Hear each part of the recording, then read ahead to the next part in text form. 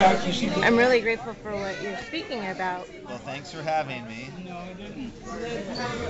I know that when I mentioned that Berkeley has shell mounds, Hmm. everyone asked me where, and I had no idea. And now I know a little bit more about it, but I do know that the people I'm friends with are very interested, want to learn more, and would do anything they could to help. So how can people help? Like, how Um, can I help? well, initially, the first thing one may do is find out who the elected officials are, write letters to these elected officials, and request, demand that federal recognition be granted to the Muwekma Ohlone for this part of the Bay Area and for the other Ohlone groups in those parts of the Bay Area. Because Is that's, Barbara Lee involved at all? I don't know. Barbara Lee was anti-war, and that's great, but I don't know if she's been involved in these issues or not. Bet she would be. Let's hope so. Yeah, We need her. absolutely. But that's one thing. You can address these issues to elected officials and mention that laws need to be changed so that development is curtailed or limited or doesn't happen at all, and that municipalities, if it's possible, to put these small pieces of land or even large pieces of land into some kind of trust so that never, ever, ever will there ever be development on them so that they can How be is it preserved. possible that within the last 10 years they built on top of Shellmound? How is that even legally possible?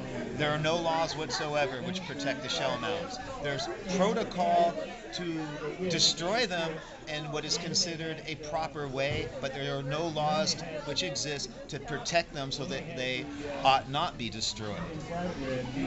Now, if it were a historic battlefield site, such as in Georgia against the Yeah. Yankees and the Confederates, Right. most likely that battlefield would be preserved. Yeah. But for some reason, when it comes to these ancient monuments, because that's what they are, some of them date back to well over 5,000 years, but they're also seen as living cemeteries because the Ohlone alive today see these ancient cemeteries as living cemeteries and that they want to keep that connection. They want the ancestors to know they have not been forgotten. And we know this because on the Shellmound walks, we've experienced this with Ohlone people who are on the Shellmound walks. They want to keep the continuity of their culture alive, and private property laws are attempting to stop this. But Ohlone people are defying this, and they're still visiting these shell mounds, even if they're under landfill, and honoring the ancestors. So And this is how the Shellmound Walk got started, the, right? the Shellmound Walk got started with Janella LaRose and Karina Gould working with an organization called IPOC, Indian People Organizing for Change.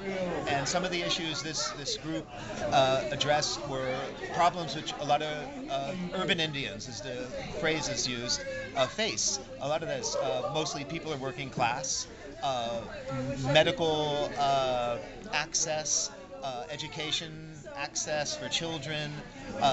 Sometimes, a lot of social services were needed, Right. and also voter registration.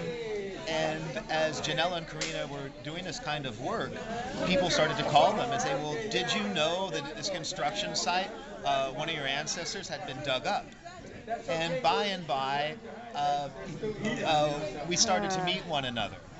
They found out that there were people interested in preserving these shell mounds around the Bay Area, and we eventually got to know each other through the city council meetings and planning commission meetings regarding the Emeryville shell mound, because the area was slated for redevelopment. It was a Sherwin-Williams paint factory. There's an excellent documentary called Shellmound by Andre Sedial, which is about what happened, where, that's great. yeah, And we passed a Sherman-Williams paint store on the way here, and cover the earth. there a paint can. Yeah, that's the kind of mural Sherman Williams has. Not this kind of mural, but in their mural there was a paint can pouring over a globe, and over the top of it it says SW cover the earth, Yeah, which is incredible. yeah. It's like a signature. They want to pave the planet. Yeah. God, Well, have mercy.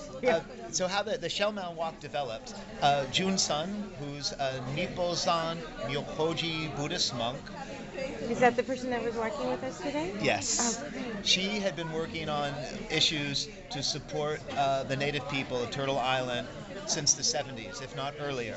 And in 1978, she participated in the longest walk from California to Washington, D.C. with Wounded Knee, I've read it. Dennis Banks, and many others. Yeah. So she has a very deep history with herself, her story. That's Wounded Knee? No, Wounded Knee is, I think he left the room. He's very popular. He may be talking with someone. Okay. Yet, this idea came up because Janella had participated on peace walks with Junsun and other areas for peace, nuclear disarmament, against nuclear mining, uranium mining. So Janella came with this idea, why don't we have a walk in the Bay Area to honor the Shellmounds? And that was in 2005. And we had our Shellmound walk, our first one in 2005. And then we did it again in 2006, 2007. We did it in 2008. In 2009, we only did it for one day rather than for a week or two. 2010, we're doing it again. And we're going to do this every year because it's a really important educational tool. And at the end of the walk, of course, is Unthanksgiving. Yeah. And a lot of people like to join everyone and go to Alcatraz Island for the sunrise gathering. And then on the Friday after Unthanksgiving, we gather at the Bay Street Mall where the Emeryville Shellmound is located as a ruin. And we ask people not to shop and let them know that they're shopping on top of a desecrated native gravesite. And generally get very positive responses. And there have been quite a few people said, you know, I really wanted to go to Victoria's Secret or some bookstore or something. And they say, you know, because you're here, you know, I'll go to another one somewhere else. I won't shop here.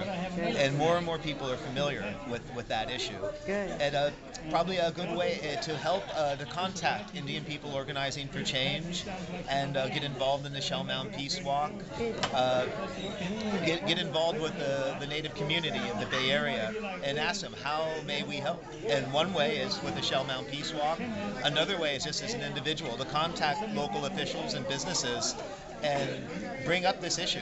A lot of people are The ignorant. highest priority is federal recognition, right? Because that would allow them to protect these sites themselves, right? I'm not really in a position to say how priorities ought to be evaluated, but those are some of the really important issues. Federal recognition, no more desecration of their funerary places and ancient monuments. There are many issues, but those two issues are very, very important. The federal recognition would give the Muwekma Ohlone a nation-to-nation relationship with the United States government, which really has no right to exist because all this land belongs to another country, you know.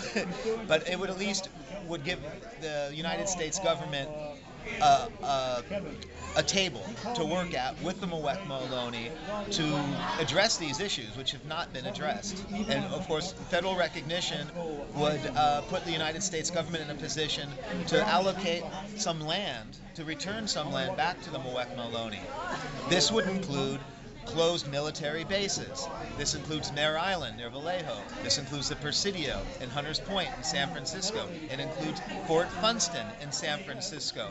There are numerous pieces of surplus military property in the Bay Area which ought to have been relinquished to the Muwekma Ohlone. Instead, the United States government turned them into parkland or into private development. The United States government broke its own law. If one wants to argue they didn't break the law, then morally and ethically they committed a hate crime and a war crime because they denied the native people here a chance to recover some of their homeland when there was a perfect opportunity to do it. The Presidio in San Francisco, the Fort Funston, Hunters Point. Now a lot of these areas, because they were military land, have a lot of contamination.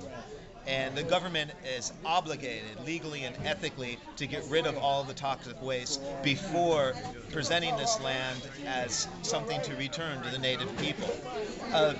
If you look at the Marin County, all of that land across the Golden Gate Bridge, Fort Cronkite, etc., Fort Baker, that was all military land. That ought to be returned to the Coast Miwok Nation. And they just got their federal recognition back in words of the Grattan Rancheria. But that's Coast Miwok land, and it used to be military land. It ought not be the Golden Gate National Recreation Area. That land ought to be returned to the Coast Miwok Nation. It's their country. At the end of the KPFA show that I heard that was talking about this peace walk, the question was asked of one of the young people, what would you like to see, or how can people help? And one of the things he said was donate land. Exactly. Give the land back. If you own land in the Bay Area, donate it to the Free Land Project, or to the Ohlone people, because that's who it belongs to. It's true, and there are some homes which actually are on top of shell mounds. I know in Marin County, in Mill Valley, you can actually look at people's front and backyards and see ruins of the shell mound material in their front and backyards and in their alleyways. In Richmond, there are quite a few places, I think in the industrial area, where the Steege Mounds and Ellis Island shell mounds were located.